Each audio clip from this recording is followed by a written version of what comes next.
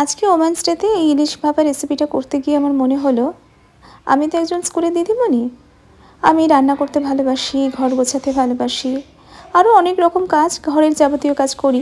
তো সেটাতে কোনো অসুবিধা নেই, কিন্তু যদি কোনো পুরুষ এই কাজগুলো করে আমরা মেয়েরাই বেশি করে মেয়েদের শত্রু হয়ে যাই। বলি কি, ওই বাড়ির পুরুষটি দেখো কত কাজ করে, তার স্ত্রীর হাতে হাতে কাজ করে দেয়। এগুলো কিন্তু কোনো পুরুষ বলে বলে আমি খুব একটা শুনিনি, কিন্তু মেয়েরা বেশি করে বলে।